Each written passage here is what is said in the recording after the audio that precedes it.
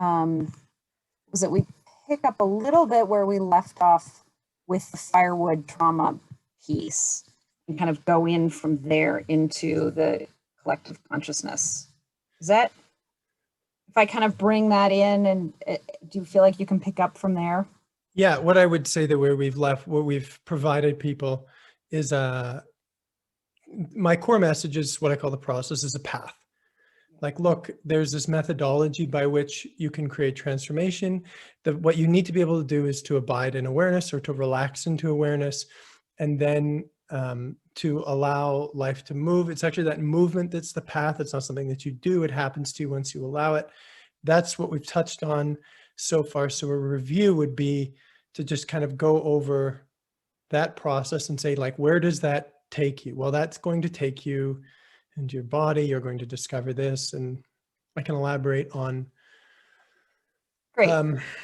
everything around that. Okay. I spoke about levels of consciousness and non-duality as well, and you know, that happens while you're coming into the body, so we could speak about that progressively. Yes, exactly. Okay. Yeah. All right. Well, it'll be great. You're so great. It'll be great.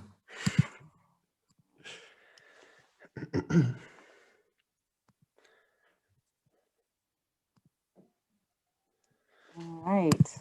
We are live streaming on Facebook, and we are live streaming to Enlightened World Living for the first time. I'm very excited. Hello, Enlightened World Living community, as well as the HeartMind Alchemy community.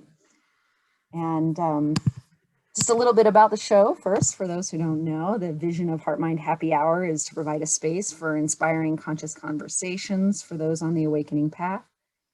And our topics include the mind, consciousness, spiritual guidance, meditation, but also neuroscience. So I bring in and unite ancient wisdom with modern science. And I'm your host, Holly Copeland, and I am very, very excited to have Blaise Kennedy back on the show today. Welcome, Blaise. I'm excited to be here too. Yeah, thank you. Blaise is a spiritual teacher and somatic therapist in British Columbia, Canada. And I discovered him a few months ago from another podcast, a YouTube video, and started listening to his teachings and a methodology he calls the process, which we'll talk about in just a minute. And I was just found incredible deep wisdom in my own path. And what I discovered was that his pointing out was taking me into deeper and deeper levels of awareness and living in flow. And so I was thrilled when I reached out to him, and he agreed to come on the show. So we did part 1 last week. And so those of you who missed it, it's on YouTube, and we'll provide a link to that. And we were just getting into some thoughts and ideas that he has on unity and collective consciousness, and kind of a vision from this sort of many Buddhas model to maybe a different model of how humanity can awaken. And so we'll definitely, that's the focus of today, but would also like to just start a little bit, maybe give a recap for those who haven't seen it, and then we'll move into that. And so, yeah, so Blaise, we introduced folks to the process, and I guess I would love to just open up by allowing you to kind of give an overview and introduce yourself, and then we'll take it from there. So the process is a methodology. It's something that you can do. It's a series of steps that you can take to create change in your life, and also to shift your state of consciousness. For me, those are really the same: changing your life and higher states of consciousness. So in the first interview, what we really laid out was my methodology, which I call the process. And I would break that down into 4 steps. First, you learn how to shift your attention from what you're aware of, the stuff, the information, your thoughts, feelings, sensations, the things you see and hear, to awareness. And what you notice when you do that is you move from information to not information, not stuff. You're in a space. which is different properties, really important properties. And since that space is made of awareness and you are aware, the possibility is to rest or identify with awareness, for that to be where your sense of self or your identity begins to feel like home. Now, if you do this, what you will notice is that awareness is expansive, still, peaceful, unbothered, can't win, lose, gain, has nothing to do other than to sort of say an unconditional yes, an implicit yes or acceptance to life, which gives you the ability to do that because you are awareness. This means that you don't have to try to accept life. You don't have to try to relax about things. You're already doing that inherently because you have and you are awareness. So this becomes a point of rest, a point of consistency, a point of unconditional safety from which you can learn to live your life. And if you do this, what you will notice is it creates contrast. It creates a tremendous amount of contrast in a couple different ways. One, awareness isn't moving. And just like if you were to step off a train, when you're moving on a train, you can't really see the movement you can't feel the movement of the train, but once you step off of it, you can see that the train is going by because you're no longer on it moving. Similarly, if you learn to shift your attention to awareness, it's like you get off the movement of body and mind and life, of all the information, and you can see that it's actually constantly moving naturally without you doing anything. So as you step back into awareness, your focus will open because of the nature of awareness, and you will begin to watch that life is moving, that your whole experience is moving. And this is what a flow state would be, or often described as choiceless awareness. Now, the choiceless part is maybe a little contentious, but for now we can just say that things are moving. And what I teach people to do, what we learn, is that there's a direction, there's an intelligence, that when we are resting in awareness, life is moving in an intelligent direction. And it's moving from this to this, from this to this. And if you are just listening, I have my hand tight in a fist, and then I open my hand. So in the world that we live in, we tend to think of change as something that we do, like swinging a hammer or going for a run. We have to mobilize our will and contract and focus and stay on task.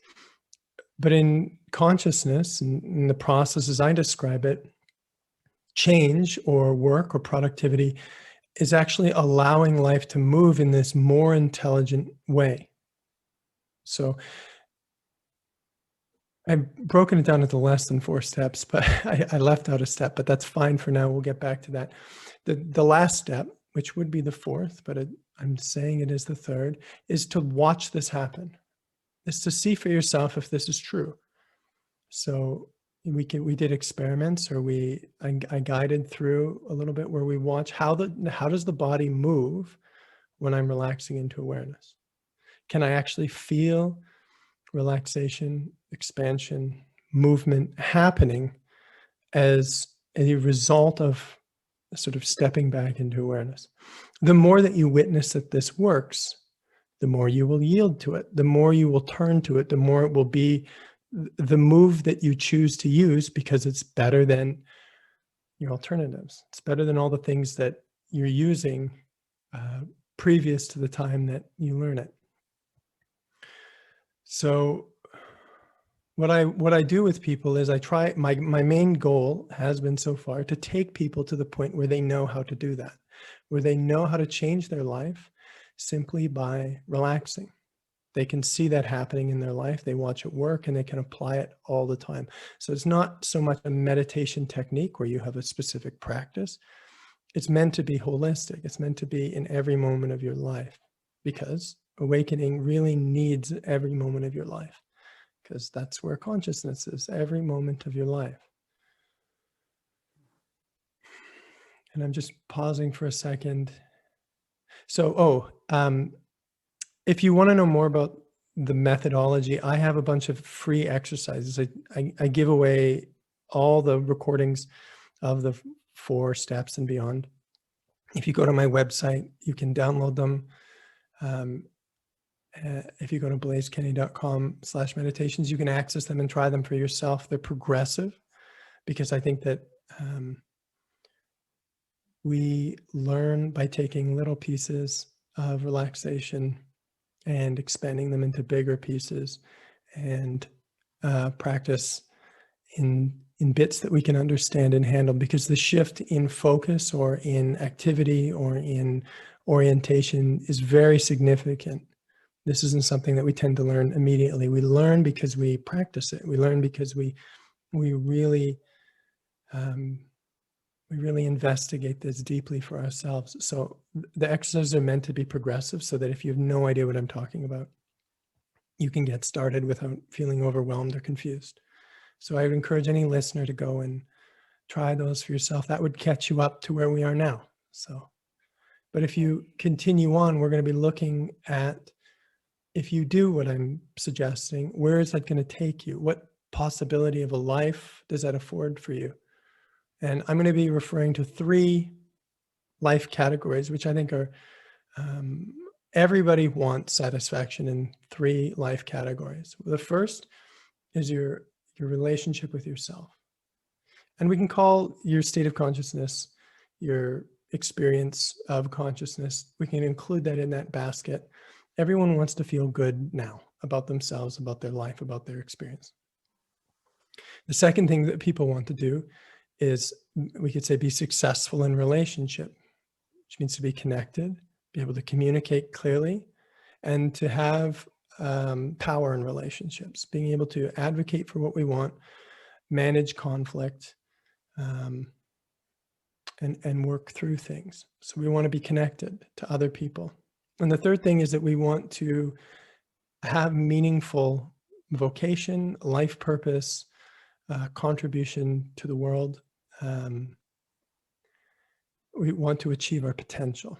And that can look very differently. It could be being an athlete, it could be being an entrepreneur, it could be being a parent, it could be all of those. But I would say that those are the 3 primary things, and maybe one more we'll add to that, is contributing to humanity. Often in our culture, I think those needs are kind of inverted. So an example would be, is I try and find meaningful work because then I will be able to like and accept myself. If I, go to Harvard and become a fancy doctor who wins all kinds of accolades, then I will finally feel good about myself. Or then I will attract people into my life who have good relationships because I have a lot of money or prestige or personal power. So this is a very ordinarily inverted in human culture. I don't think that's a good strategy. I think just like the hierarchy of needs, in Maslow's hierarchy of needs, the first one that I teach is unconditional self-acceptance and self-love. That's your basic human need. You need to be able to be with yourself. So that's where we start. If you can be with yourself, then you're going to be able to be successful in relationships. If you can be with yourself and you can communicate, then you're going to be able to find meaningful work and purpose. Your energy is actually going to be able to flow out into the world, into exchange, because your potential or your life purpose is really all about a kind of exchange of energy, to give to others and to receive from others, to be working towards whatever your unique capacity can generate. And if you are able to do that, then you will find that you become philanthropic. You're overflowing. There's an abundance of your energy, which sees a greater world that you want to contribute to. I think that's a very natural way in which all human beings will find themselves. And again, if the lower levels of of my pyramid of needs aren't met, we're not going to be so focused on contributing to the world. And rightly so, we need to start with ourselves, with our own body and our own experience. But this is where we're going to start to talk about. My sense is that all of these are included in spirituality, in the process. All of these are part of awakening. Now, what we often have, and this is part of what you were alluding to about many Buddhas versus something different, is a lot of the spiritual teachings that we have are they're traditionally, I don't know whether the word is monastic or solitary or meditation based. They don't really approach relationship because you're just sitting there by yourself. They don't really approach life purpose. Now, I know there's many variations on Buddhism, but the general principle that I see in place is non-attachment meditation, relating to yourself. And it's a different skill set. Relating to other people, expressing your potential, and relating to humanity is a different skill set. So we're going to talk about that and maybe other things as well. Yeah, great. Thank you for that, for the overview and kind of for the setup. I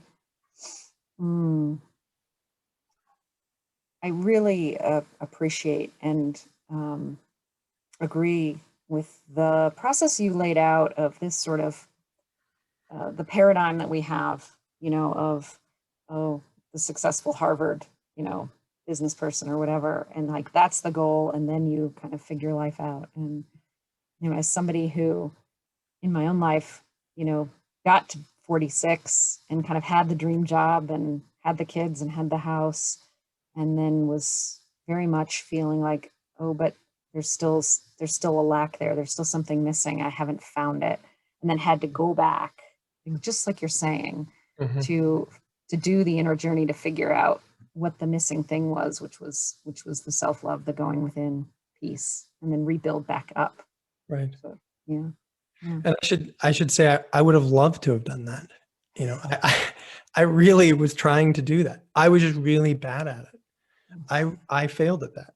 And so I had to start with the midlife crisis when I was 24. And I got really into it. It just made sense. I started again. Sort of my conditioning failed, my trauma caused me to collapse, and I started fresh. And I went to retreats and workshops, and what I saw were a lot of sort of middle-aged people who had money and who had already raised their children and were now searching for higher meaning. And I wonder, like, where are all the young people? Like, what are they doing? Where are all the young men, especially? I 20 young men in their 20s were super underrepresented. And this is not a great way to structure a civilization, is that we just sort of barrel our way through life. And then as we get older and we find that that's incomplete, we start asking some hard questions, maybe. So, I just want to make an observation. That is so true. And I'm in a lot of awareness groups. I'm not going to say the name, but just I don't want to offend anybody, but I'm in a big group with a bunch of people, on awareness. And I have to say, they're all like 50 and above. There's just not that many. There are a few, but there's like, it's for sure, it's maybe 15%. To your point. I think I'm going to spend a lot of time in my life advocating to young people to try and find a way to connect to them and suggest something different. And I do think, I do think that it's actually going to change. I think that will change. I'm going to hold on one second. Both my children are at the door. I'm just going to talk. Okay, no problem. We'll take a water break here.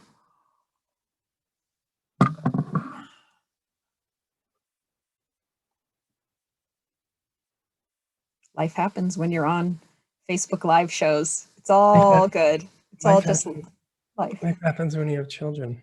Life happens. Yeah. And I just want to really acknowledge that key point that you made. And I so agree that we need to, this Western kind of society set up for the successful model paradigm, we need to start to shift it and be reaching younger people so they don't get to be 48 or 50 or 55 or 60 and then decide to finally, you know, when they realize they've got all the things and they're still not happy, and now they're on the inner search for awakening. So hats off to you for doing that. And there's a reason. There's a reason why we skip the first step and use the second and the third to fill ourselves. There's a reason. It's not just some sort of stupidity or ignorance or something that people skip the loving and accepting themselves part and move on to relationships and career and finding themselves in the world and having labels. There's a good reason why that happens, which you discover along the path. And that is because we don't know how to love and accept ourselves. We don't know how to do that. No, we don't. And more than that, our personality structure, our whole body and mind is actually constructed to manage our early childhood difficulties and challenges we could call trauma. It's constructed to actually manage those experiences that are still alive in us. Trauma, very simply, is experiences from the past that are still alive in me that I couldn't tolerate. Now, the reason that they're still alive in me is because I couldn't tolerate them and I had to go away from them. So, for example, a child feels it's overwhelming disconnection, disappointment. That's not an experience that a child can process. So in lieu of having a solution of sort of staying with that and working through it, which is not possible for this hypothetical child, the body does something really intelligent. It encapsulates the energy of emotion and splits it off from their awareness. To do this, their awareness has to leave that part of the body. So it becomes like a leftover, which can be completed in the future. That's what I do with people all the time. But until there's a solution, the best thing to do is to store it away and to retreat. Now, the body does that automatically. Children don't decide consciously to do that. They don't have that level of cognition. They couldn't do it if they tried. So when we talk about a culture that is really focused on career, vocation, relationships, a lot of it has to, it's primarily due to the fact that awareness has left all of these things and we have a kind of mentally based strategy of how to best live our life. We live in our heads. And the strategies that we have mean all of them, we have to consistently be managed being triggered. We have to consistently manage our emotional experience. We have to consistently manage bumping into all these pains and difficulties. And so it's quite the acrobatic task to pick out a life path, to create sort of a narrative of who I can be and how I can maximize my potential without coming back in, without really confronting all of that stuff. So our minds do a wonderful job of creating possibilities for us that have us continue to stay away from our trauma. In fact, we can't feel our trauma. That's why we are waking up, is because the system does such a great job that we're divorced from the actual pain itself. The splitting off process has us feel separate, has us be experientially separate from the pain, meaning we don't remember it. We can't actually feel it. What we see are the symptoms. A classic symptom is I'm depressed, right? I have depression, or I'm anxious, or I don't feel good enough. Well, why? We assume just generally now in our culture, well, these are just things, people just have these afflictions and we don't really know why. Maybe there's some, chemistry issue in the brain. But we just accept that this is kind of like normal human experience.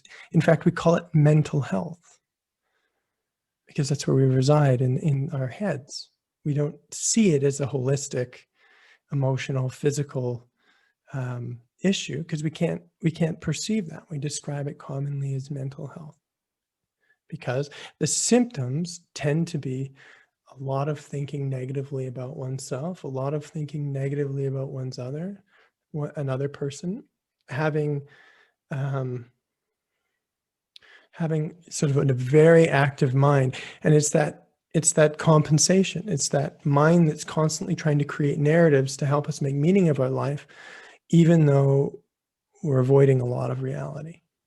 So people are doing it, given all of that, the humanity has done an absolutely wonderful job with the resources that are available.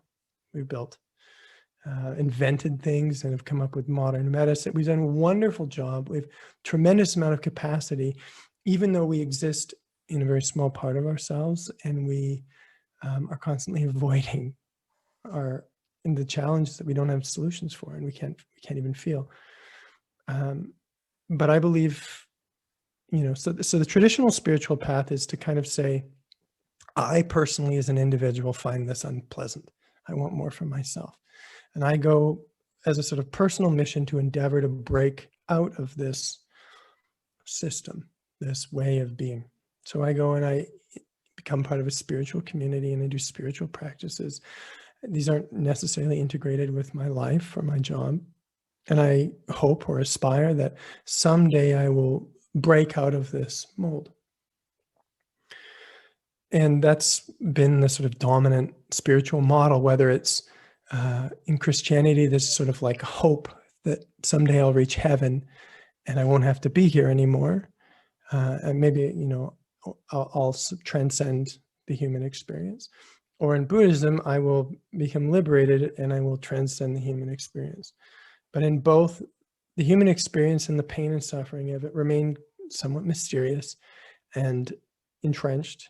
They're not really changing, even if we have rocket ships and all these things. So what I'm proposing is, if you were to undertake the process, what I'm describing is a traditional spiritual path. But I think in a modern context, we actually want to add more to that. We want to add those other levels of development, because that's really deeply part of why you're here. You're here to be in relationship. You're here to express your potential. Those aren't things to be wholly transcended. They're here to be expressed. So the message of, kind of really two core messages that I hear from you, which is how, your wisdom around trauma and, mental health. When you said that, I was like, oh, that is so brilliant what you're saying about how even the words we use to describe conditions like anxiety, we are putting it up here, when of course it's a whole body thing that's going on. And this idea of really we talked about this last time, about waking down into our bodies, and then to not run away from the human experience to heaven, to nirvana, but actually run into it. Fully embody it. Yeah. It's really funny when we talk about waking down. In that, that's absolutely true. We do wake down, we come back into the body. It's amazing to think, well, how did we leave the body in the first place? Why do we end up in the condition that we have to come into our bodies? Why is that normal? Why on this planet are there people who have to connect to their bodies? What happened? What happened or is happening in which people are not connected to their bodies? I have young children. We're not born like that. We're not born living in our head. We begin by living in our body. But the conditions of this world, primarily relationally, the relational conditions of this world it's not possible for most of us to stay in our body. And so we, over time, we gradually retreat into a smaller and smaller space. And this primarily where we can find connection consistently in our experience growing up as children is mentally. You know, our fourth grade teacher, when we show up and we're, you know, we're having a difficult emotional experience, she's not going to meet us heart to heart, belly to belly, pelvis to pelvis. We're going to spend the day relating mentally. And it's more prominent with our parents, is that children will leave themselves so that they can sustain relationship, because relationship is not a it's not a luxury for children. It's a developmental necessity. You cannot develop as a child without relationship. And so we live in a kind of a scarcity of relational resources because we live in a culture that is not embodied, because the adults have all left.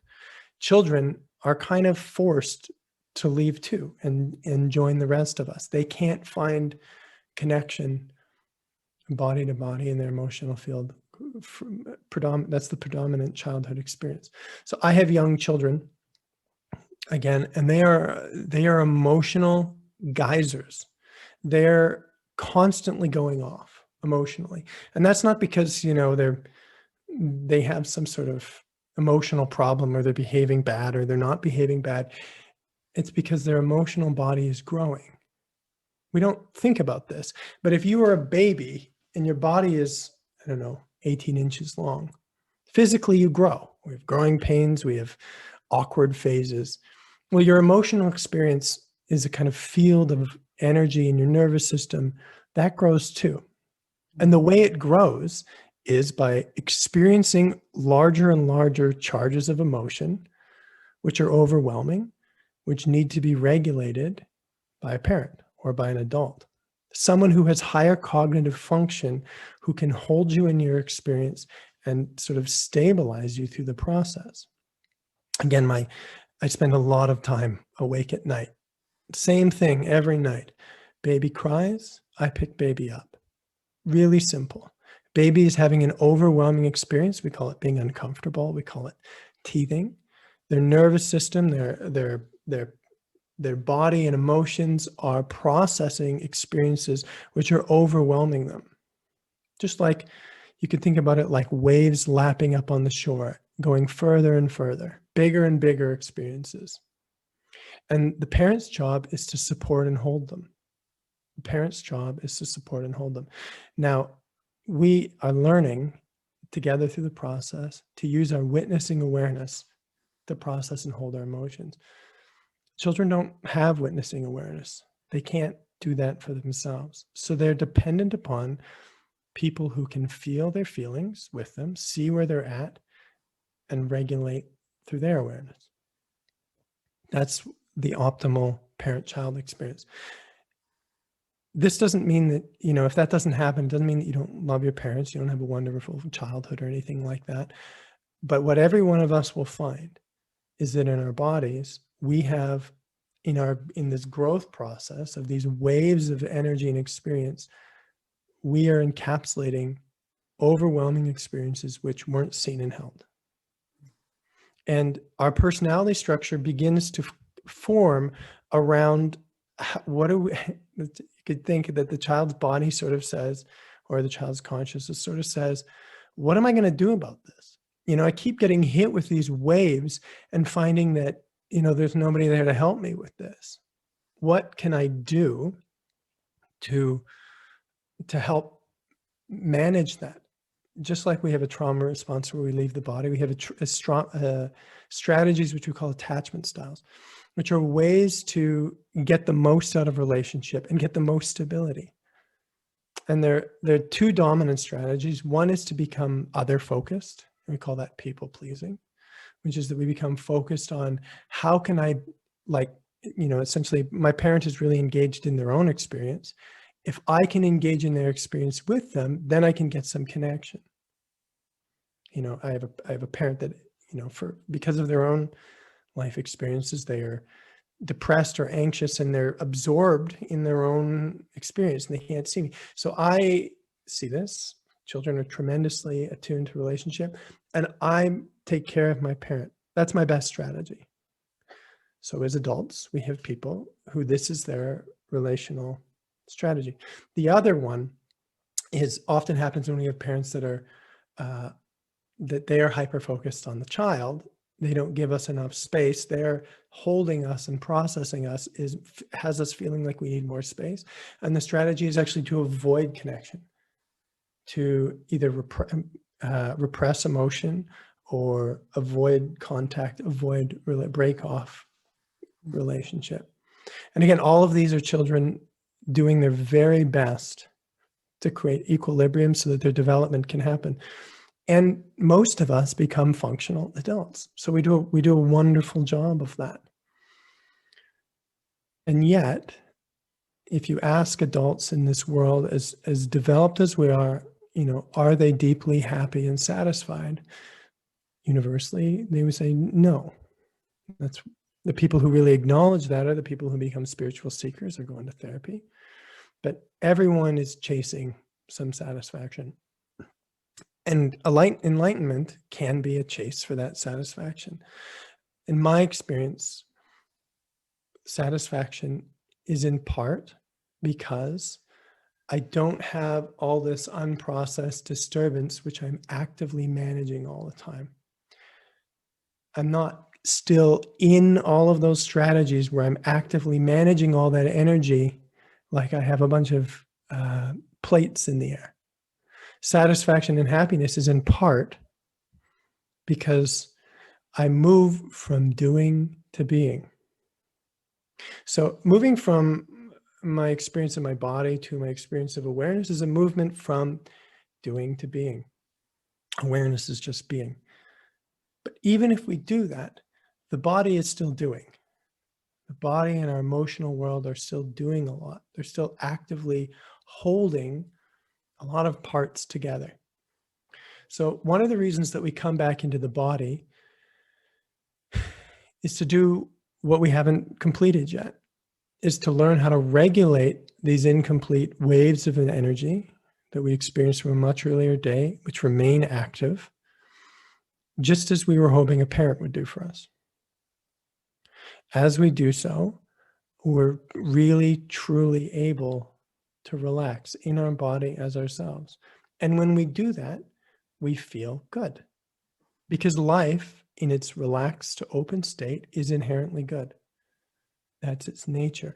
If we don't know that, well, that's why we end up searching for something. So I'll pause there. Yeah. So I'm for all of what you said, and I'm glad we're sort of moving into the trauma, because I would like you to talk a little bit about. You said last time about trauma and pain as the firewood to access higher states of consciousness. So Yeah. maybe touch on that a little bit more about kind of that and collective, and then maybe we can move into collective trauma and then into this kind of relational model of. So I can start with a story, the dominant story of my life. When I was 12 years old, my father died really suddenly. And actually the night before he died, he and I got in an argument. And I remember my mom found him and came home and told me, and I had an overwhelming experience. It was beyond my processing capacity. It would have been beyond my processing capacity if I was an adult, but I was 12 years old at the time. And I started to grieve, and then my mom tells me, I came downstairs and I said, I can't do this. I can't cry anymore. I can't feel this anymore.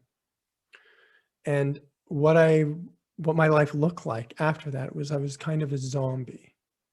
I was like a zombie because I was doing work really not to be here. I was working really hard not to be here, because to be here would be to feel something that was overwhelming. So I remember, for example, when I went to my father's funeral, like I couldn't even look people in the eye. Like I just didn't want to be there. I couldn't actually feel and be with what was happening. So between then and when I was 24, I got sent to treatment for drug addiction. Between 12 and 24, I wasn't there. So again, when I wasn't there, I lost connection to the root cause because I wasn't there to feel it. That's part of the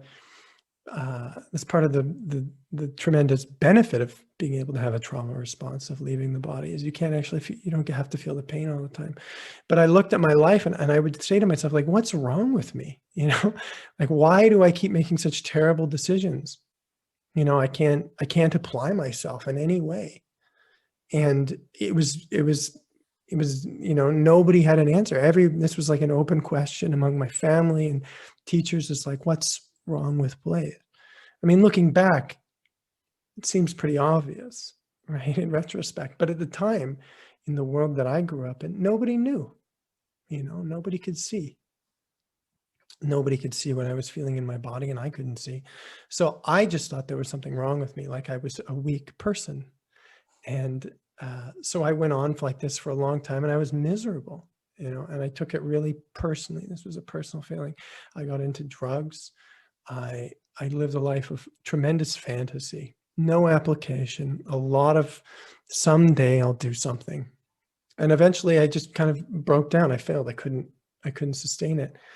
And when I went to treatment, they asked me really simple questions. You know, they started me from the bottom. I'll never forget this. One counselor said, I said something that was like really clever, something like that, and I thought was really wise. And he said, that's really smart, Blaise, but can you tell me how you feel right now? And I realized I couldn't. I had no idea how I felt. And I was essentially bullshitting. I was just saying stuff. And it blew my mind. It fascinated me. Like, how is it that I don't know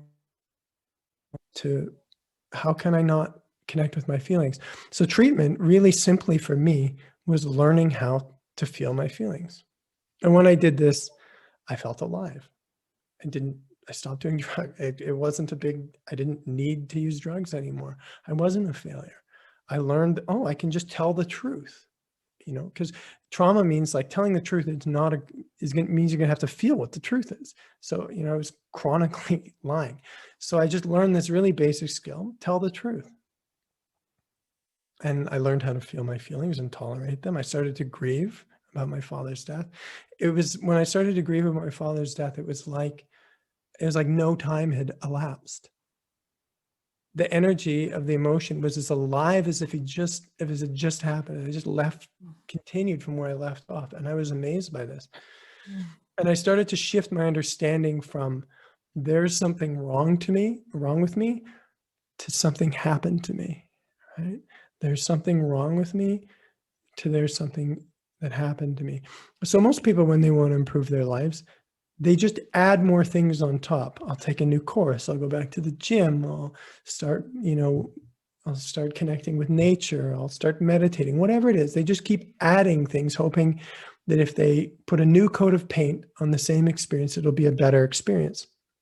But I realized that actually I already had potential. You know, I wasn't able to actualize it. Well, there was actually a barrier to that. There was a realistic barrier, a real, intelligent, purposeful barrier to that. And I could just start removing barriers. I could become more of myself through resolution or negation or emptying or completion or healing.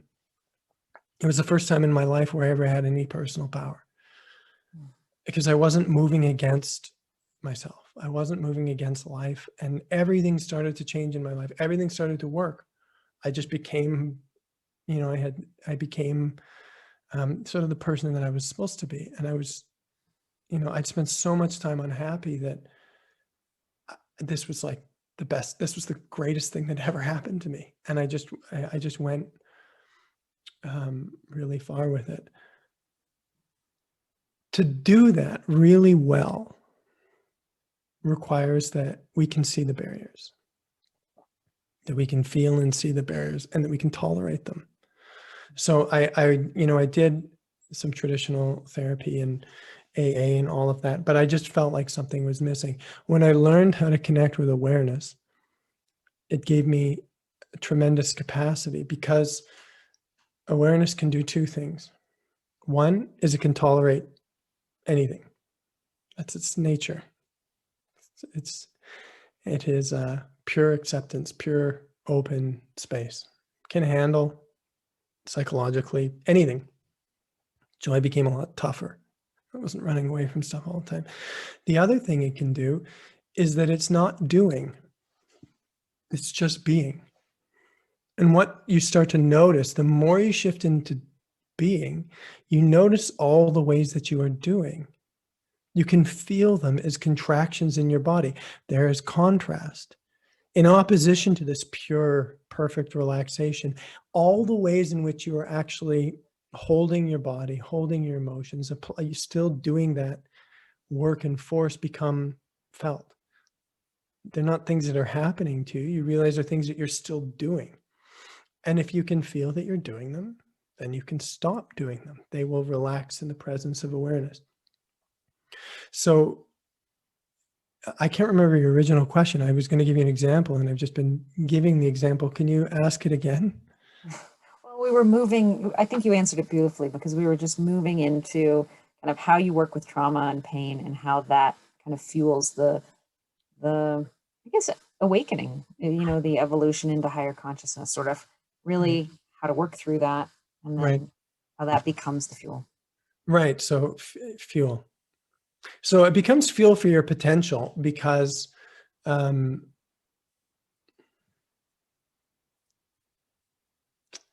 what I started to notice is that I moved from a rigid position to a flexible position.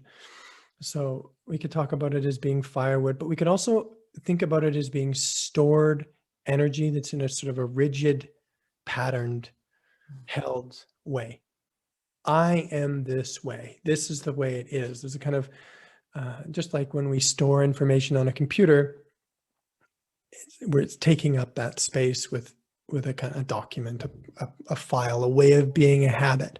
And if it's stored that way, it's traumatic, it's suboptimal, meaning it's contracted, it's rigid. It's not the best strategy, but at the time, under stress, is a move that worked, whatever it is. Telling people to get away because we're having some emotional experience. It's not the best relational strategy or life strategy, but it works. It's functional. So these are like computer programs. We also think about them as computer programs, strategies, rigid strategies. So as you start to come into this body and resolve these rigid strategies, you move from a series of sort of suboptimal habits to creative potential. Because you're not holding a rigid strategy, that energy can actually be responsive instead of reactive. It doesn't just do this move over and over again that we don't really know why we do that. Push people away, sabotage our lives, whatever it is, overeat, whatever the thing is that we do all the time, it becomes responsive. And what we realize is that our body, our energy, our emotions are innately intelligent and creative. And what they want is to express their creativity. What they want is to flow. They want to be in that fluidity. They want to be a part of that river of life of higher consciousness. They are a part of it very naturally. In religious terms, you would say your body wants to express God's will. It wants to do the work of this fluid, creative, moment to moment, ever changing, responsive, loving experience of consciousness. So as human beings, again, we move from suboptimal rigidity to creativity. I rather than meeting life with my past experiences, my past beliefs, my past strategies, I meet life now and I respond to it creatively as an adult. Not the way I learned when I was 8, but as is more in line with my highest potential. What's possible? Yeah, I do that. I've done that for a long time. But what could actually could I do? And from the perspective of consciousness, what would consciousnness do? How would life itself flow through me to respond to this? So I didn't spend most of my life wanting to wake up. I spent most of my life wanting to be great at something. I didn't even care what it was. I just wanted to be great. I really wanted to express potential. And what I realized was this process that was happening to me, it was a pathway to my potential. I stopped worrying about, maybe someday I'll do something great. And I started getting to work on this very immediate task of freeing up potential. And, I was very empowering because you can do it for yourself. You don't need to, you don't need to rely on being received by others. It's within your own, it's tremendously empowering. So in support of my potential, becoming the best, most advanced, evolved, expressed, highly developed, creative version of myself I could be, I started to do this. The other thing that I wanted was higher states of consciousness.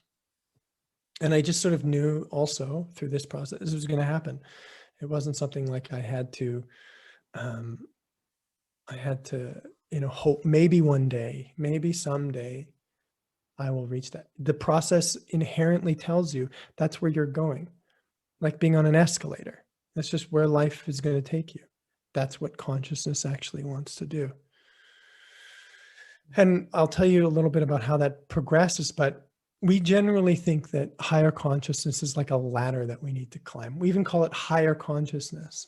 Like this is the ground, and we, like, through striving and working and seeking, we attain some higher state. But it's actually inverted from that. Think about, I was trying to think of metaphors for this. Just give me a second.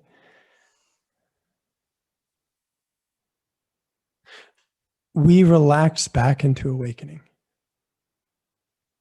Just like if you let go of an elastic band, it's quite happy to return to its normal circular shape. It doesn't want to be stretched. It returns on its own. We return to higher states of consciousness naturally. It's actually this world we call the third dimension, or the physical world, which we've stretched into.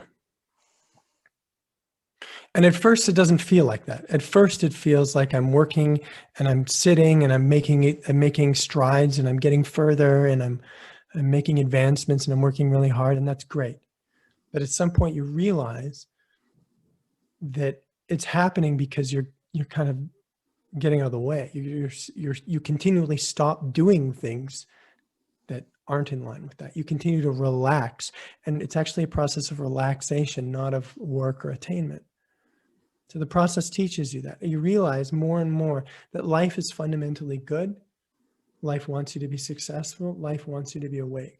And that the whole sleepy thing has been being unawake, being not your potential. You were doing that. You were actually doing work to stop yourself, to stay small. Again, you feel that when you have awareness, you can feel that you're doing that. It's so empowering to find out that you are the only thing that's in the way. And to know that that all of those strategies, which again are purposeful, which have historical value in your life, are quite happy to relax in the face of awareness. So the process really shows you over and over again, I talk about repetition, that you can trust life. You can trust yourself. You can trust life. You can learn to really allow things to happen, because you start to realize it's only going in one direction. It's only going from contracted to open. And then you relax even more. And then you have even more tolerance. You don't have to understand what's going on, because you just know. It's implicit in the experience of this flow, of this expansion. So what does this feel like experientially? Well, it feels first like you pendulate or move between awareness and life, and these two feel separate. At the first level of this relaxation, you have this awareness state which you can access. You can choose to go there. You can sit in meditation. You can practice, and then you can actively apply it to your life. You can apply it to your body. You can apply it to your mind. I spend a lot of time saying to people, okay, you feel angry. Is awareness angry? No, awareness not angry. Okay, so we feel that awareness is not angry, and you're angry at the same time. And we learn to stretch our focus so we hold both. Now I'm both angry and I'm not angry. And then we watch as it yields. So we do that for a while. And at some point, awareness stabilizes. It becomes consistent. We don't try to get it. We don't work for it. It's just there. It becomes really obvious. And that process is really, I mean, the further you go in that, the more sort of self-sufficient and natural this becomes. It becomes less something you're doing and more just the way life is. So in my experience, this awareness stabilizes. We get it and feel it physically in our head. It has a kind of a location.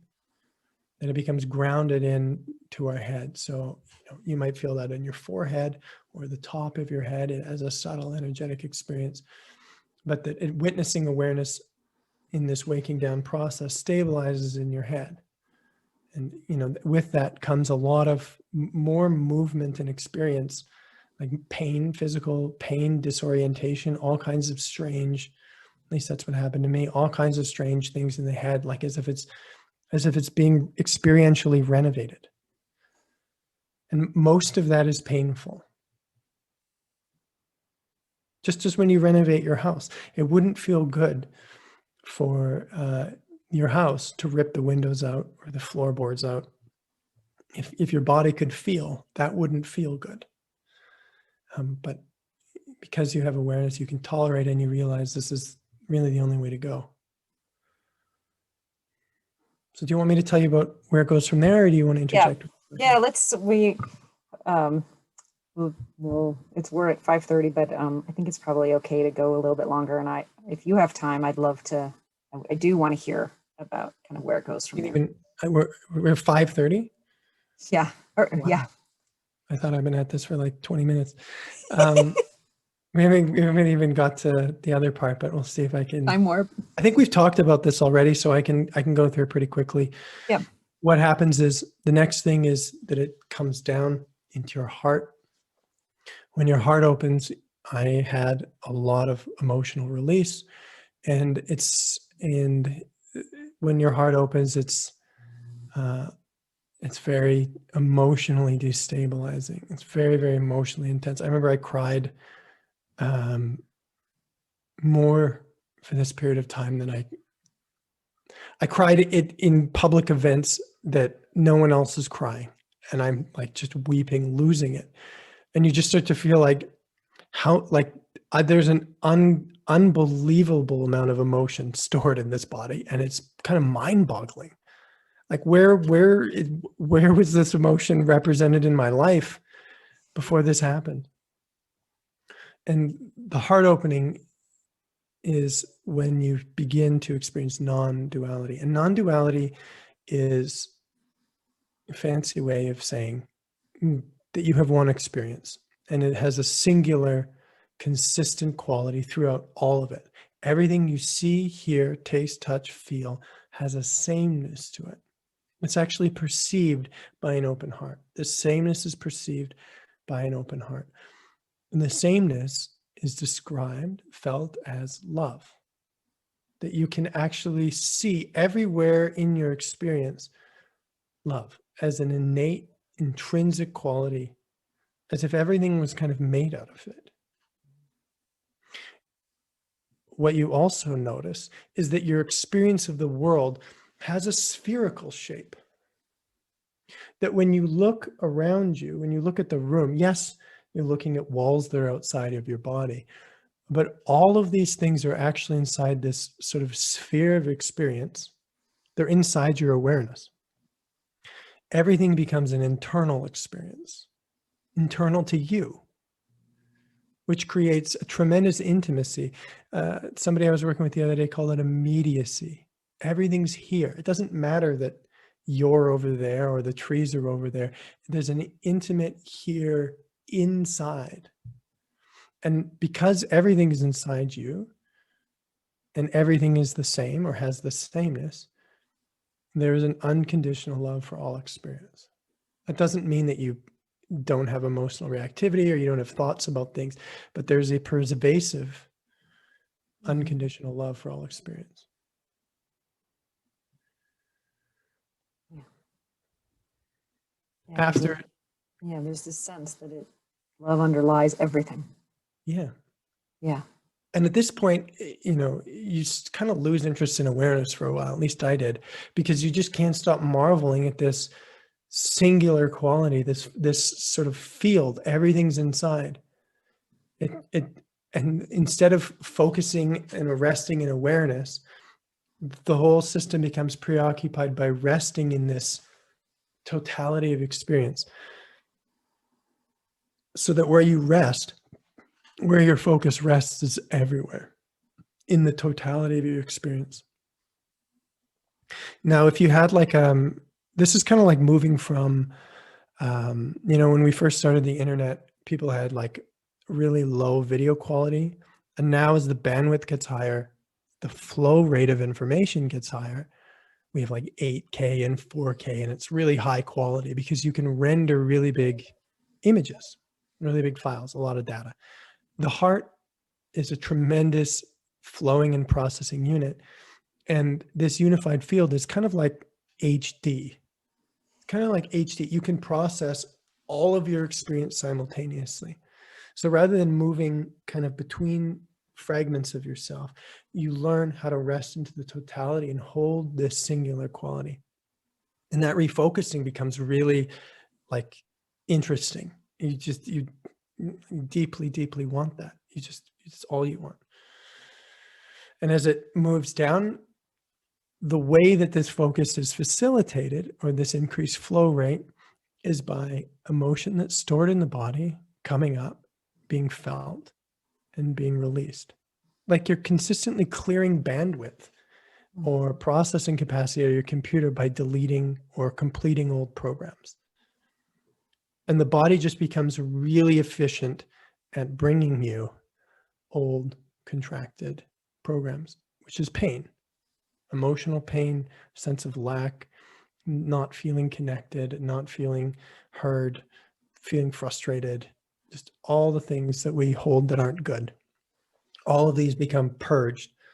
At first, they purged kind of into awareness, but then they start to be purged in the heart. The heart just seems to be like the central processing unit.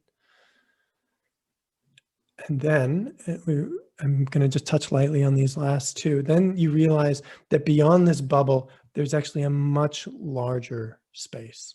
That this bubble is one of like an seemingly infinite number, and that's called cosmic consciousness. It's just a really big space of all experiences. And at first, these sound really fancy, but I really want to state that, and we strive after them because we think they're going to be really fun. But eventually, this sameness means that cosmic consciousness and this cup I'm holding look and feel the same. It all becomes really ordinary. And then, at some point, again, even more pain and difficulty and historical stuff starts to arise. Deeper contractions, more fundamental contractions, mostly unpleasant, mostly a very emotionally turbulent, mentally unpleasant experience, process. While you still get to stay in this beautiful state, a lot of work is being done, things going from contracted to open. And then some people realize that all of that awareness and all of that that field of experience, all of that is kind of like a bubble that has a boundary. And beyond that, there's nothing. And in a literal sense, there's nothing. There's no experience, no self. And at first that didn't make any sense for me. Found it very confusing, but it's as if experience is being hosted by nothing. And if you realize that, I would say I'm really at the beginning of my journey of realizing that. It's called the absolute. And what that does is it makes all experiences feel like you wouldn't want to be attached to them, because no experience feels more at home, more restful, more peaceful. There's more relief. And that's really where this detachment from life, in my experience, begins. Even though you're in, high states of love or consciousness, there's still a lot of attachment and grasping and comparing experiences and striving towards a better future, because you're hoping that you're going to get a better experience. Once you find out that experience consciousness itself is limited, it's actually like a bound object, then the desire to find any experience begins to stop. And I'm sure there's a maturation process which I will be set to. And I think that's as much as I can talk about consciousness in that direction. That's what I know about it. So I would love to speak about the other direction, as we've talked about, that I don't think that that's what's going to happen when we have an awakening world necessarily. But I'll just give you a second if you have any questions or. No, I think, yeah, please go on, because I think it's a perfect launching place for yeah, you don't think that's what's going to happen there's this, we talk about collective human awakening, and we're trying to sort of, all of us who are on this awakening path are hoping that there'll either be enough people that will suddenly wake up, or yeah, you have some really interesting ideas about collective awakening that I would love to. I'm certainly not an expert because it hasn't happened. It's like there's really no person that knows about it, I don't think, because it hasn't happened. But all of what I've said about higher states of consciousness, resolution, even if all that happens, there still is a level of separation where I am here and you are there. That's still part of our experience. That doesn't go away. I'm still here and you're still there. And you and I have to relate. Doesn't matter what high state I'm in. If you say, you didn't take out the garbage, like I can't say, there is no garbage, it's only one. I can't use higher states of consciousness to negate my human responsibility, which is to relate to you. And I think we really hope that consciousness is going to take us out of that. Again, because I think there's a good reason for that. I think historically, we're just really deeply afraid of getting stuck in our humanity. I think the reason most people don't, even spiritual seekers don't wake up, it's because they're afraid of their humanity. They don't really want to relate to other people. They really don't want to have to take on that part of life. But it exists and it actually needs to be done. So the old model is that we get out of here. The old model is that we transcend into this absolute and, stop the cycle of reincarnation. We get this sense of completion. Certainly, but I don't think we are going to have 7 billion people who just transcend life. I think that humanity has a destiny. Like the human story is not completed. It's moving, we could say, up a level, right? We think about it like that, we're ascending, but I think actually what we're doing, again, is we're returning. I think we're actually returning to a prior state. So when people come to me, here's my idea, my big idea. Again, people come, they say, I'm going to have to come back into my body. They don't know that they've left. That's the nature of trauma. They don't remember leaving. They don't remember a time when they were whole. They don't remember a time when they were embodied. All they know is this sort of fragmented experience. They lose connection to the story. So if humanity came to me just as a whole, they would say, we need electric cars. We need to get rid of global warming. We need to stop war. We need to stop racial injustice. We need to, fix poverty. My question is, what happened?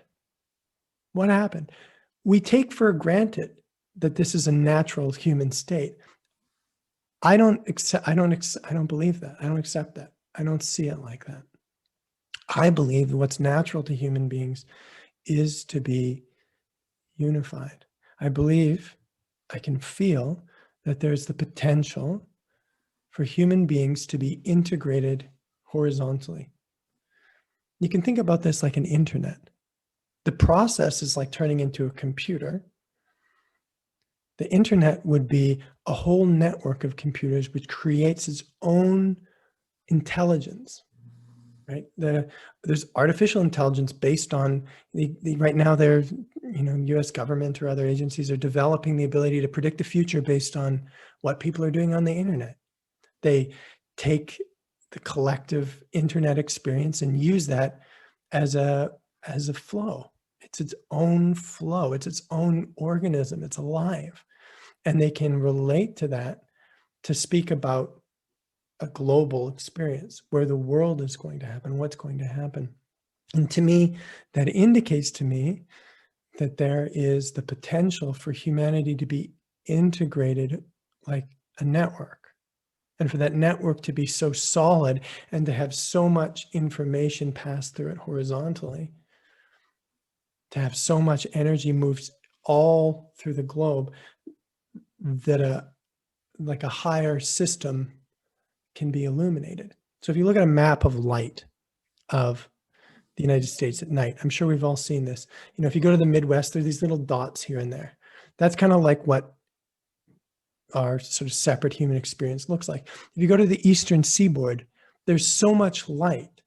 It actually looks like one big block of light. In that, it looks like a singular object. It feels like a single object. So if we step down from high concept, what I do with people is I teach them how to do the process, but I'm also a somatic therapist. And what I also do is connect with them. I'm also able to relate to them so that we can begin the process of sending and receiving. We can begin the process of them feeling their body, sending it to me. I feel it too, and we process it together. We create connection. We don't just agree mentally, so we're connected because we both like football and, the Raiders are our favorite team, so we're connected. We're connected because we're actually feeling the same thing, which means that we can both share and care for the same energy. We can both process it. If you go down this healing journey far enough, what you will realize is the reason that you have the trauma that you have is because people that you were connected to couldn't process it.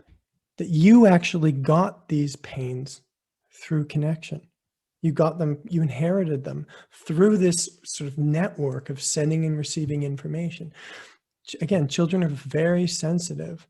Even if the parents don't know what they're sending and receiving, or their teachers or their culture, children are open to this. Children are constantly sending and receiving information and updating their worldview. They become a product of this connection. They take on the beliefs, the historical patterns of their ancestors. So again, the traditional model is like, I just deal with that by myself, and I create a tremendous amount of intensity, processing capacity in myself. But I want you to imagine that horizontally, when you and I connect, we just doubled our processing capacity. If you were to network us into an even larger field of people, a community, a group, we've many times multiplied our processing capacity. Human consciousness or collective consciousness, if integrated, networked, if the sort of fiber optic cable was sort of laid out and it worked, would have a tremendous amount of intelligence capacity and would have its own flow, would have its own destiny, it would have its own state of consciousness. It would vibrate or be able to have energy move at a state of consciousness. So again, in our own space, our singular model of becoming awakened, we can allow a flow of energy. If humanity became connected, they can hold a flow of energy. I don't believe that the destiny of that flow is to transcend creation, to become liberated. It doesn't seem likely. It seems like the destiny is to create. Like the destiny is to create at a different level of consciousness. Now, we think of it generally as moving up to, in New Age, they'd say we're going to ascend to the whatever dimension people have different, I think actually it's fairly standard. This could be the fifth dimension. I don't want to speak to that so much, but just as the individual is not ascending, they're sort of retracting back. I think if we were to ascend dimensions, or we'd actually be retracting back to a prior state. Now, a lot of people would probably argue with that, but that's my experience. And I need to do further research to investigate that.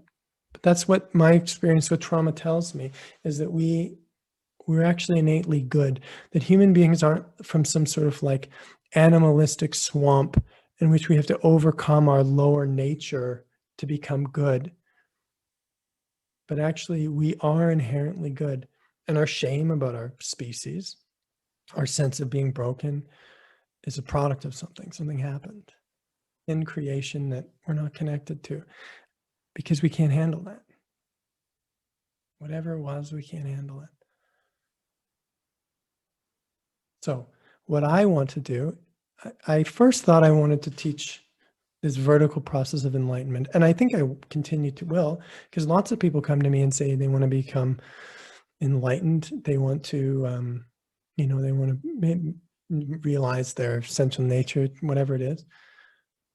But what most people want to do is have better relationships, feel good about themselves, and express their potential. And I think if we all did that,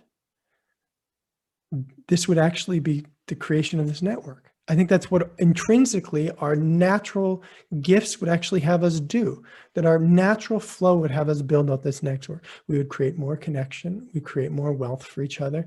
We create more value. We create technologies that facilitated this.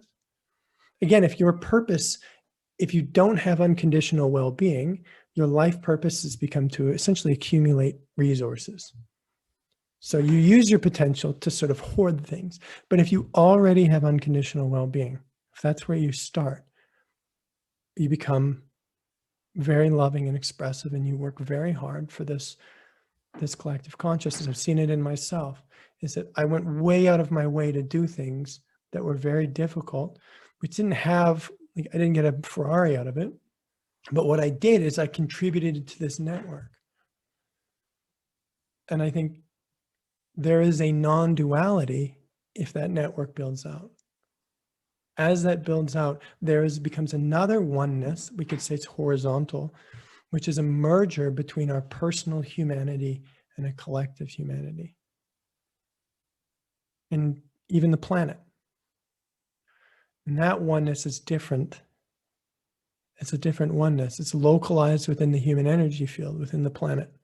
It's not the same as the personal oneness. The personal oneness means all of this, everything is inside of my experience. The other is more like I can feel myself as a cell in a body, and I can identify both as a cell and as a body, because there's enough connection within the body. There's vitality, right? In the human body, it's basically cells that are communicating with each other to achieve a centralized aim, a central purpose of survival and expression of potential and reproduction and all of that. So we can imagine this as if humanity currently is representing like a really unhealthy set of cells, because there's a lack of communication. So this model, which I think is more relevant, which more people are going to do, is you have to teach people how to process. You'd have to learn how to become a processor. But the focus would then be on relationships. And where are we actually spending the most time suffering anyways? In relationship with our spouses and our bosses and when we go to the gym and we don't like the way we look. And, all of that is relational. So rather than to continue to retreat from relationship and sit there and hope that we're going to just like sit our way through our challenges. The other path is to learn how to actually communicate through our challenges. And I think the reason, again, most seekers don't wake up is because they unconsciously move away from that part of their life, their humanity, to go and try and sit things out. And they can't feel how they're actually contracting towards a natural human impulse, which is to express. That an openness horizontally in connection would be communication.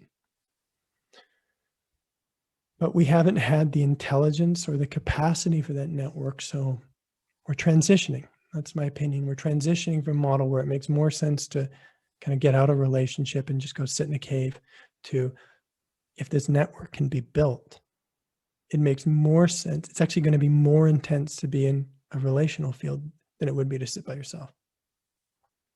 So I think in the past, people sat in caves because it was more intense. There was a higher state of consciousness possible if you stopped being in a relationship. Again, I think the future is a higher state of consciousness, or at least a very intense process that's relevant to you personally, that doesn't have you leave your life, is going to be available just by being in the world. And that's the network that I want to build. That's what I would like to build. And so after, you learn the process. I'm in the beginning of teaching people how to connect, how to send and receive information. And the other day I was working, it's like an experimental group. I have some people I work with. And the other day, there was a spontaneous experience of everyone's heart opening at the same time. It's as if the group heart woke up. And everybody was on the same page. They said the same things, and they said the next thing. It was as if the group was having a heart opening and everyone was contributing the next thing. And this tells me the promise of collective states is that there's more processing capacity. You don't have to go sit for 12 hours a day. That if you connect into these fields, that there can be a lot of intensity generated. I'm satisfied with I'm glad I got through that. I find that actually fairly difficult to talk about, but thank you so much for giving me the time to sort of communicate. My honor. How does that sound? Does that make sense? It does make sense. And I want to just maybe clarify a few points. So the fabric, the method of communication, the car already exists, right? We're just needing to learn how to drive the car. Like quantum field that connects you and I together and everybody listening is here. So that's not the built part. I want to clarify, right? That exists. Yeah. What isn't the thing that feels like the significant upgrade in what I hear you saying is that we normally think about enlightenment process as being this individual process, that whether we do it in a cave or whether we now have a spiritual teacher with a group, we think of it as this individual process. And what I hear you saying, if I think I understand correctly, is actually your evolution could help upgrade my evolution, which could help upgrade somebody else's. That the fact that you're sort of more awake, just because I'm not sure how else to say it, because you are more awake, you could actually help me process my trauma and wake up. And we could, or a group could, or any community could. Yeah. And we could think of it more as a collective process of waking up down together in this, because of the quantum field, because of the innate interconnectedness. Is that right? Yes, and I would make 2 points. So the first model still exists. The first model, that's still true. All of that is still true. All of the things that the Buddha and every teacher says, all of that remains. And if that's your path, go for it. Go for it. If that's what's innate to you, go for it. But there's also this other dimension that also exists. And I would, don't turn away from it. I encourage everybody. It's a very difficult dimension of human experience. It's already built, but we've shut ourselves off from it. we've folded in our receptor sites because connection was too destabilizing and painful. When we get triggered, that's what we're getting triggered about. We're getting triggered about a lack of sending or a lack of receiving. It's very destabilizing to have to actually open to what it feels like to be in a relationship all the time. Because your history is that you couldn't actually stay connected. You had to retract from it because it was your development was more supported by disconnecting. So all our human vulnerability comes in there because you were a child. When that happened to you and me, we were children. We were smaller. Our energy fields were smaller. The people we needed were bigger. We don't feel big and powerful when we open to that system. We were at a disadvantage. We were sort of prisoners of other people. It doesn't feel good to take that on and relive it. It's a big part of the reason why people don't want to take that on. So it is built, but it comes with our history. It comes with our baggage. I want to say another thing. The old model, what we realize is, whose pain is it? It moves from my pain to it's awareness that's feeling pain. It's not my pain. Awareness is feeling the pain. Makes it more tolerable. Awareness is processing the pain. Then it's God's pain or it's love's pain. Both of these are much more tenable than it's mine. It's my personal egoic self. These belong to awareness or God or the absolute. All these experiences that are difficult pertain to the absolute or God or awareness, whatever you want to call it, which means you can tolerate that you feel really angry or small because it's, air quotes, it's not you, right? So you can be like, okay, this is something I'm experiencing as consciousness, as God, which allows you psychologically to take a lot of difficult human positions. So the old model is, it's not me per se, it's God or it's awareness or the absolute. Horizontally, it's different. Those may stay the same, but what we realize, while it's awareness is pain and it's God's pain, it's actually the pain of the human body. It's another way in which it's not personal. It's not yours per se. It's pain that's traveling through, like information through a body. Imagine if there was a really unhealthy person that smoked and had a lot of stuff, and when the lungs got cancer, they took that personally, like it had been some sort of personal failing. What's wrong with me? Why? Well, it's a holistic issue, right? It has to do with the person's exercise, whatever it is, that's the metaphor. So what we come to realize, the more that we process our pain, that we realize these are just sent and received pieces of information through the human body.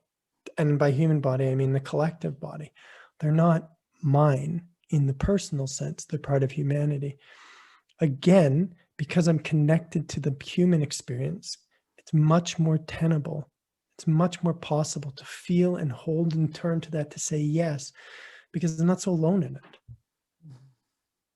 So if you have the capacity, if you wake up in that sort of singular way, you don't feel so alone. You can tolerate pain because you are beyond it. You're bigger than it. You are consciousness, you are God, and so on. In this way, you can tolerate it because you're connected. Because you're not alone. And human beings, that's the other thing that I do with people is when I can feel what they're feeling, you watch their bodies stop contracting to connection, because when I can actually receive their information and send them back appropriate information, they don't need to be close to connection anymore. Signs of being close to connection, this system closing up, what it looks like: shame, I'm not good enough, there's something wrong with me, da, da, da, da. That's what the contraction to connection feels like. As it opens, I don't need to hold myself in that way. I don't need to have strategies of a concept about myself as being separate as a way of keeping me from being connected. Because there's safe connection, either with an individual or a field, my system's quite happy to rejoin humanity once there is a healthy flow of connection. So again, we could talk about, the third thing would be about life purpose and manifestation and creation, but we'll leave that aside. I would really encourage anyone who's a spiritual seeker to consider making both of these axes a priority. I think in the modern world, we're not going in caves. We're not having that level of intensity. We spend most of our time in relationship, at our job, with our partners, with our children. And I think we really need to be able to integrate this level of relationship into our process and not avoid it.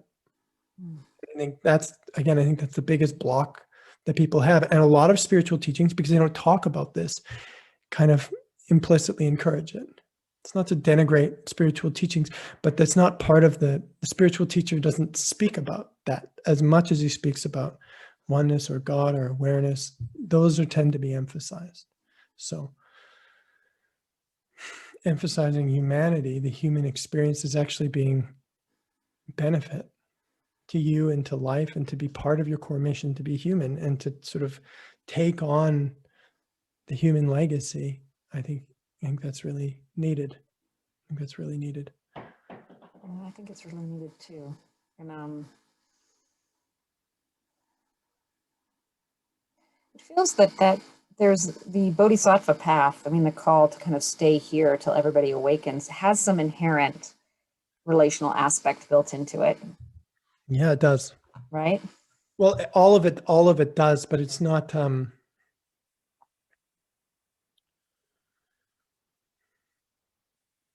I would just sort of say that the methodology to achieve that, and people will tell me all this all the time. Well, in Buddhism, there's householder traditions and yada, yada, yada. But in the East, spiritual teachers will tell you that they don't use the word trauma. They call it conditioning, right? And conditioning is, again, it's like, I don't need to know why it happened. I just need to sort of sit there and wait it out, which is true, kind of. It's kind of true. But I believe that we're all being called not just to sit through things, but to relate through things, to express through things, to connect through things. And that's what's needed as well. You'd still be sitting through it at the same time. But in the East, they don't speak about trauma. That's not the lens. In the West, that's, for some reason, that's become a focus. So we could think about awakening in the traditional way as being big, open, unified, complete, relaxed, looking at, there'd be a tremendous amount of complexity about states of consciousness, about creation, about all the levels, there's so much complexity. Western civilization, or in part, a lot of the traditions that I'm a part of, have learned a tremendous amount about relationship. They have created a tremendous amount of clarity and precision around what is actually happening relationally. And we can have both. That's what evolution is. That's what integration is to have the complexity of consciousness with the complexity of the human relational experience. And I think they're integrating from different schools, because that's what consciousness does. It integrates. It can hold more. It's part of that higher state of flow of, it's actually more complexity. It's evolution, you could say, is that both of these things can be mastered. And in this modern era, I think that needs to be emphasized more, because we're being called to it. I really love that, and maybe this is a beautiful place to end it, is just the East meets West, this contribution. Because I think, many of us who are on kind of a Buddhist path, get kind of very enamored, and rightly so, with all the wisdom in the East. Yeah. As you said, there's so much rich wisdom that they've contributed. And you tend to sort of look at the West and go, we kind of made a mess of things, if we would have just spent some more time, digging in their, wisdom. But what I hear you saying is actually this trauma piece of clarity about relationship that the West has brought, integrated with all the beautiful wisdom from the Eastern traditions, could actually collectively really help humanity and everybody awaken together in a much more powerful way than individually. And when we talk about capitalism, what we're talking about, we denigrate Western capitalism, for example, just take that as an example. We're talking about a kind of creativity with a tremendous shadow. What is that shadow? Well, the people involved in capitalism, you don't need to call people out, which is all of us to some degree. They don't have unconditional self-acceptance. So they have trauma. Their creation carries the shadow of their trauma. So I think we've I hate the term, but thrown the baby out with the bathwater. Creation, generating wealth, these aren't dirty terms. They're dirtied by our inner pain. They actually could be sources of tremendous growth. They don't need to be thrown away. Innovation, creativity, exchange of energy, these are innate to humanity. Our record of it, we can, whether we're dumping oil in the ocean or whatever we're doing, it looks horrible in part. We're also speaking on this computer. So we can think about, most of us are here to create. Most of us here to work within the world as human beings. We don't want to denigrate that. We want to clean it up. We want to really illuminate that when you process the past, you stop manifesting it. You stop creating it. So that innovation, technology, science, all the things that we do in the West could be embodied, could come from an open heart, could come actually, that this flow of life could flow through them. And that a human civilization could be tremendously technologically advanced without being spiritually ignorant. Those are not, they're not juxtaposed. That's what integration promises. And I think that, again, that's going to be more in line with most people's life path.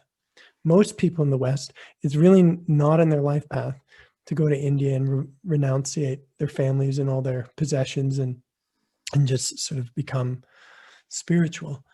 I think we need to find a way to, again, we speak back to the beginning, when we talk about young people who want to make a change, we have to guide them to a way that their skills as human beings, whether it's science, math, cooking, mechanics, can be integrated with higher states of consciousness, and we can correct the mistakes of the past. We can do something different. It's not painting over, it's not fixing our problems through the next great thing. But again, when we're unconditionally well and connected, we will create out of love. We will create things that are beautiful, and we will be responsible because we will be feeling more, we'll be more sensitive, we'll be more connected. Our priorities will change.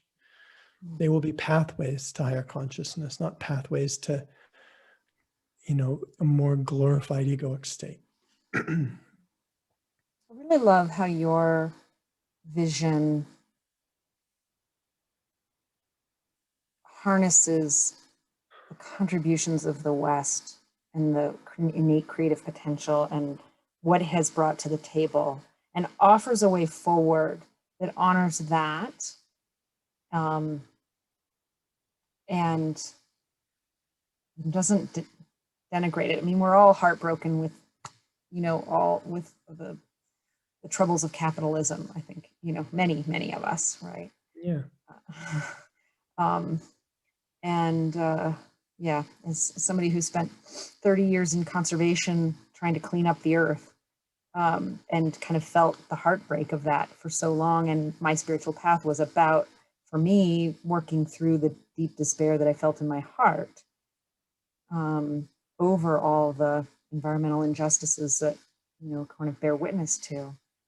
And so it's very easy and tempting to kind of turn away from that completely as a way to say that's definitely gotten us into a, not a good place in a world of crap. And so I really appreciate how you're offering a different perspective on it, and a vision and a way forward that not only helps individuals awaken, but helps humanity collectively awaken. If you can feel the body, the collective body, as you drop into higher levels of consciousness, you will realize all of that's you. All of that's you. Again, in two dimensions, as God or as this unified field, there's this sameness. All of that's you. All of that is creation. All of that is consciousness. You're not separate from it.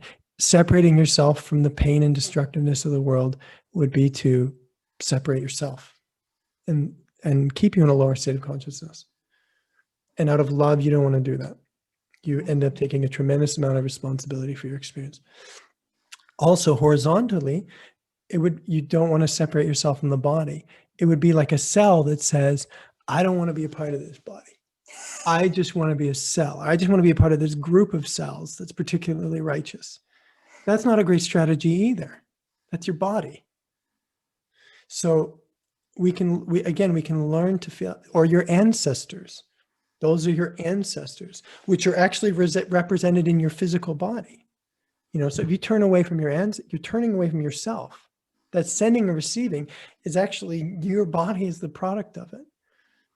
Yeah. To be really clear, this is not about not feeling the pain. It's actually about feeling the pain of the destruction and the misses and all the more.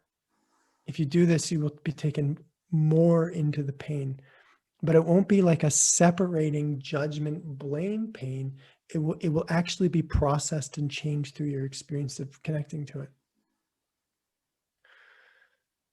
So all of what I'm saying, the last thing I guess I really want to say, when I started this journey, it was about having personal power.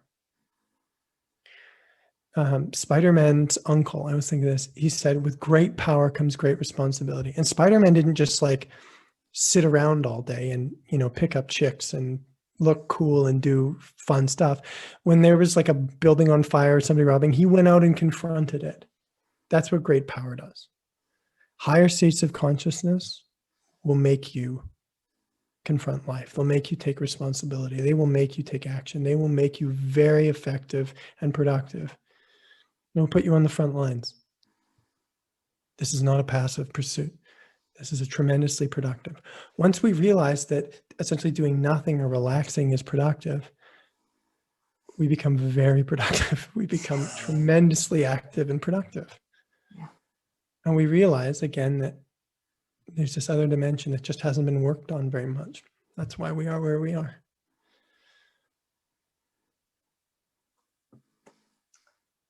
Thank you so much. Really, really appreciate all that you've said and shared. And there's so much wisdom I feel from you, from your heart. I know that anybody who watches this will feel that. And just really look forward to seeing how your vision and what is awareness is manifesting and creating through you, who is touching me, touching all of us who watch this, and all that will come. And yeah, really thank you so much. I'm really grateful for the chance to unfold this. It's it's wonderful. So thank you very much. Mm-hmm. You bet. And so again, people want to find you and get in touch with you. BlaiseKennedy.com is the best place. And on Instagram, my handle is thislife.blaise. Again, I just want to emphasize that I work with people and individuals in small groups, but I want to emphasize the free meditations that I have, that to really feel what I'm talking about, you go through the exercise and start to become comfortable with actually doing these shifts in focus and perceiving the world in a different way. Learning to see the different world, seeing your experience from a different perspective is the work. That's the doing. And the free meditations that I've created on my website are designed so that this isn't a concept, but this becomes your lived experience. And just as everything in spirituality, it goes from an idea, a notion, a possibility to the most obvious thing. And the only way to get from one point to the other is to expose yourself, to get into it. So I invite everybody to do that, and send me your emails, comments about this talk as well. I'm open to anything, so I'm That's here. great. Yeah, and I want to reinforce what you said. I've done your free meditations. I've listened to all of them a number of times and found them incredibly clear and helpful, and really helped drop that experience of awareness quite quickly. One more offer. So Please. I forgot I was going to say this. I used to make content, like I would sit in front of a camera and be like, this is what trauma is. And like, it was flat and it just didn't emphasize my best qualities. If I'd had to record this connection between us by myself while I wasn't in connection, I couldn't do this. I'm able to do this as I'm relating to you. So I realized I don't want to make content like that anymore. I don't want to create canned videos. I came up with an idea. I'm offering free sessions to anybody who will let me use it as content. I want to show people what I do. My vision of my work, and especially my advertising, is just ordinary people getting it. I grew up in a kind of desert of consciousness and healing. Nobody talked about it. You know, I think my mom saw a therapist for a while, but you know, like in a room that she never told me what happened in there. I was not witness to people getting it and having breakthroughs. The culture that I want to create around me is of people just breaking through all the time. Like, it's not a big deal. It's not a big deal. This is what we're going to do, you know, and that's what I see in my work. So I want to broadcast that. That's what I want to create as content. What this means is you have to take a little bit of a risk. You have to take a little bit of a risk because, you know, you might have to share about something that's personal, and that's a risk. But you get a free session with me, and you contribute to a culture in which we don't hide, in which we just stop hiding from ourselves and from each other, and we just start to talk about what's real, whether it's consciousness or our pain. We just emphasize what's real, and if we do that, we'll be fine. If we just talk about what's real, if we just really learn to relate to reality, to ourselves, we'll be fine. Consciousness is reality, and it's yourself. It can't be hidden from you unless you don't want to look at it. We're going to create a culture where people just don't hide anymore, and we'll be fine. Oh. So if you're interested in that, you go to my website and you can you find your way to that. You can send me a message on any platform or sign up for a discovery call. Tell me what you want. Send me an email. I haven't really worked it through yet. I'm still experimenting a little bit, but it's you get to be a pioneer. So I'd love it if people did that as well. Wonderful. And I hope you'll come back on HeartMind Happy Hour as well, and maybe we can have some more conversations. And there's whenever you want, I'd be happy to. Okay, that'd be great. There's a lot to talk about. We did almost 2 hours, and I could keep asking you questions. You didn't get to your friend's questions. You know, he asked about trauma, and I feel like I'm hoping that we mostly covered it, about traumatic work, overcoming collective trauma, and how de-armoring works in your approach. I feel like de-armoring works because we replace one strategy with another. When connection is superior, when the intelligence of our body can feel connection, it will be happy to let go. We're tremendously sensitive to relationship, primarily if we're being seen or attuned to. If we are seen and attuned to, our armoring will let go. I compared it to this, you know, sometimes children, you know, they have to let go of something to move to a higher level of development. So for example, you know, they give up a blankie, but they get to ride a bike, right? So kids want to grow up. They want to ride bikes. And sometimes they get stuck holding on to blankies.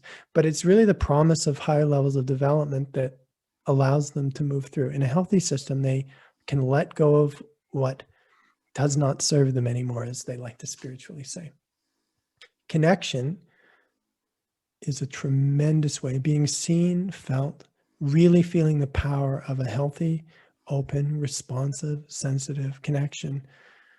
Your body and mind will be thrilled to move on. It will be thrilled to move on from being armored. To do that, you have to find somebody who's really sensitive, who can really feel with you. Somebody who's, who has opened their receptor sites. And again, that you can't really sit your way through relational armoring. I would advocate, maybe you can, some people can, but I would advocate the best place to rewire your understanding of what's possible in connection is to have really good experiences of connection with somebody who's really good, you really can feel cared for. And those strategies, again, I talked about them as attachment strategies. They're flexible. Again, there's something, they may be with us our whole life, but when we get a new information, a new experience, they're quite happy to change, to shift. They've been waiting for real connection so that they don't have to hold themselves separate anymore, because holding yourself separate, armoring, is work. The body's happy to stop working and just be itself. If anybody has any questions, email me. If anything you want further clarification on, email me. I'll probably say, would you come on a free session and record it, and I'll answer that. You can tell me about why that's important to you personally. That's probably what I'm going to say, but I might answer it as well. But yeah, so don't hesitate if you're listening and something is alive for you. Thank you so much. Thanks to everybody listening as well. Yeah, thank you for everybody listening. And thank you to Enlightened World Living for our first live stream on that channel too. I'm excited to be there. Yeah. So, all right. Good night, everybody. Good night, everybody. Thanks again.